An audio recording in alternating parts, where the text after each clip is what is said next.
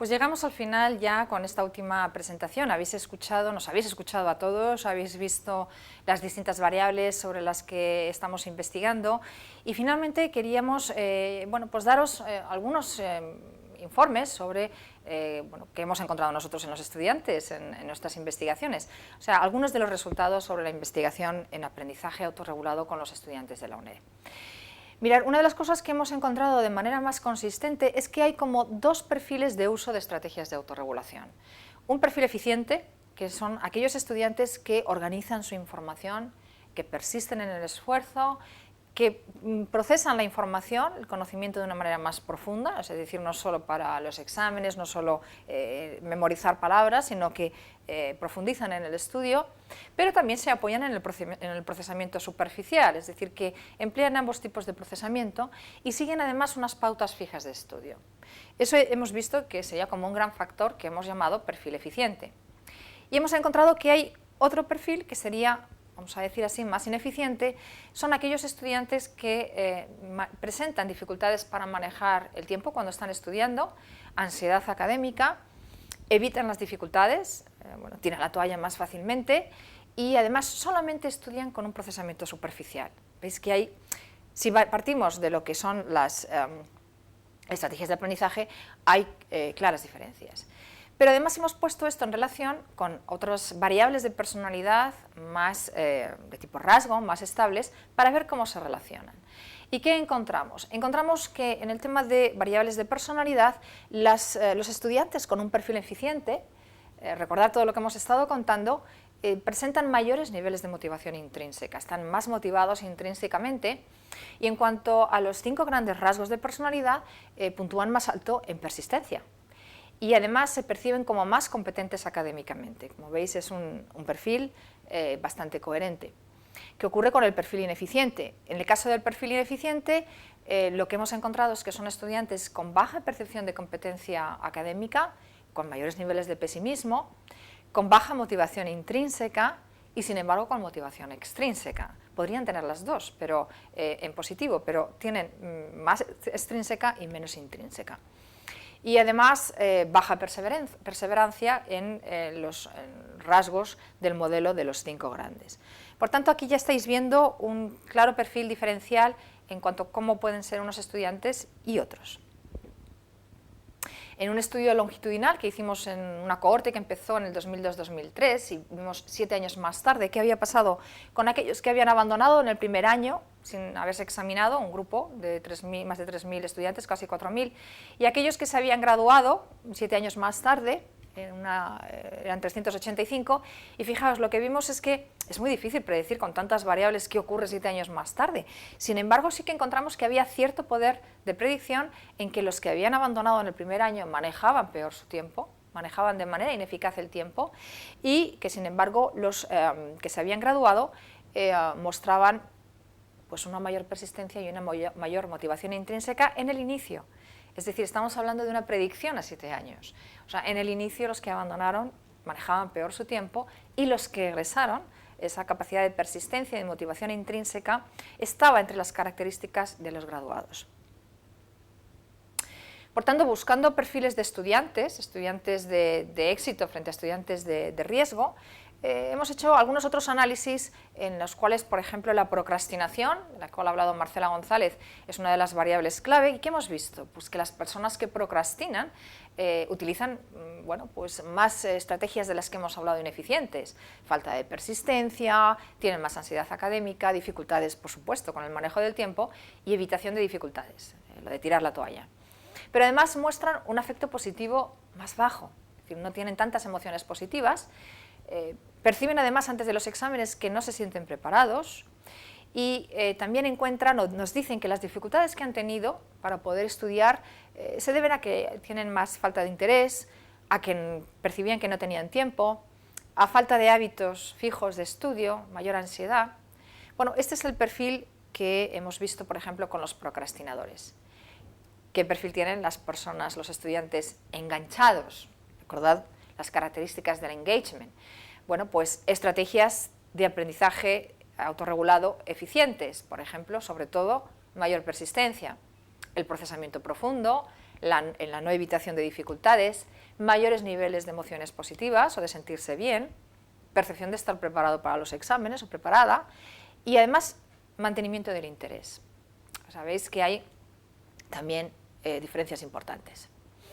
Hemos hecho algunos estudios para ver cómo se relacionan todas estas variables positivas que estamos analizando y de las cuales hemos hablado entre sí, y encontramos que están tan relacionadas que prácticamente forman un factor que hemos llamado, pues sería el estudiante positivo, pero como esa palabra no nos gusta mucho, casi nos gusta más el positive learner, que hace referencia a quien aprende, ¿no?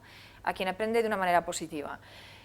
¿Qué hemos visto? Que hay un factor que aglutina la pasión por los estudios, la pasión armónica, la iniciativa personal, la motivación intrínseca, el engagement como variable clarísima, importante, la percepción de competencia y la percepción de autoeficacia. Es decir, un estudiante autorregulado que presenta todas estas características, y vemos que tenemos que trabajar quizás en hacer prácticamente una variable o un instrumento que nos permita medir estas características que son del estudiante positivo.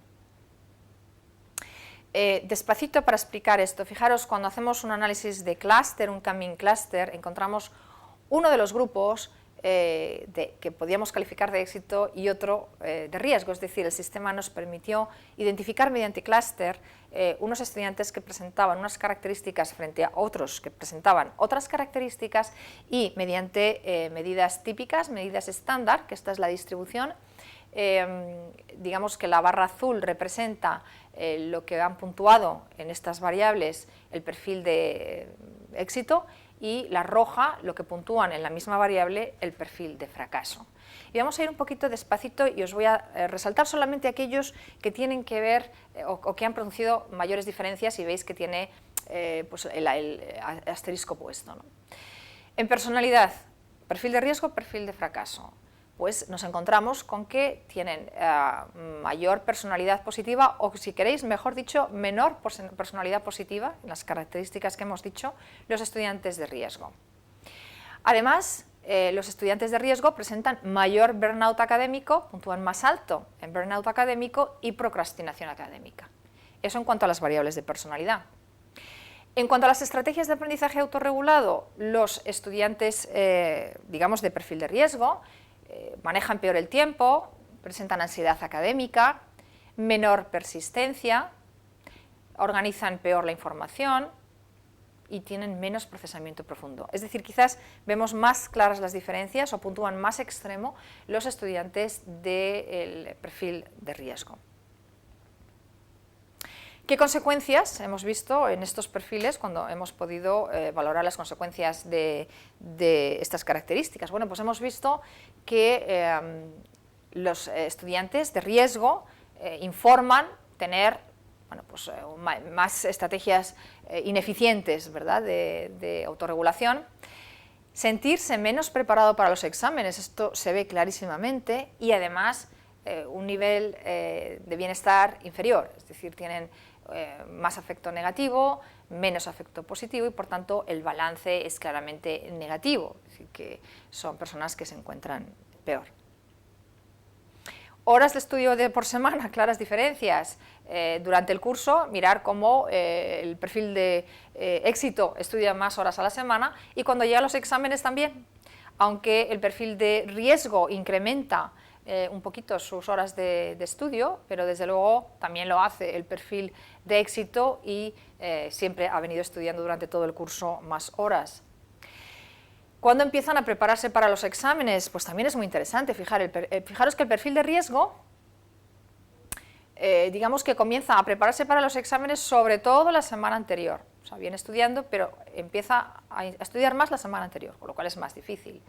Mientras que bueno, el estudiante de éxito, el 56%, ya lleva más de un mes realmente preparándose para los exámenes, y muchos menos son los que están estudiando cuando, o sea, empiezan a estudiar cuando se acerca el examen.